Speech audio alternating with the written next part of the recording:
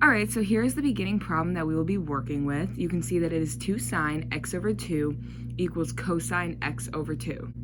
The first step we should take is changing the variable. X over 2 is a little intimidating, and I think if we replace it with a variable such as e, the problem will become more manageable. Step number 2 is going to be to square both sides. We are going to use this to see if we can recognize any Pythagorean identities and then be able to combine some like terms. Step 3 is going to be to look for Pythagorean identities and replace. What we are going to be working with is the cosine squared, and you can see that an identity involves this function. So sine squared plus cosine squared equals 1. So if you manipulate that equation, you get cosine squared equals 1 minus sine squared.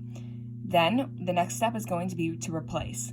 So our new equation that we will be working with is 4 sine squared e equals 1 minus sine squared e. The fourth step is going to be to combine like terms. We are going to bring sine squared e over to the left side of the equation, and because there is a hidden 1 in front of the sine squared, your new equation is going to be 5 sine squared e equals 1. Step number 5 is going to be solve algebraically and take the square root. So after we divide 5 on both sides, we get sine squared e is equal to 1 over 5. Our final endgame is to get e alone, so we need to square root both sides of the equation. Now we get sine e equals the square root of 1/5.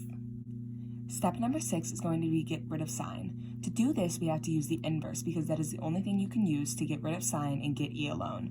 So we are going to take the inverse of sine on both sides of the equation. As you can see, the answer is not going to be on our unit circle, so we need to plug this into our calculator. After plugging that into our calculator, we will see that e is equal to 0.4636, and this is in radian mode. Step number 7 is going to be to switch e back to x over 2 and then solve. As you can see, x is now equal to 0.9273. Step number 8 is going to be to write generally. Your final answer is going to be x equals 0.9273 plus 2 pi n. We're using 2 pi n because we are working with sine and cosine, and that is their period. Thank you.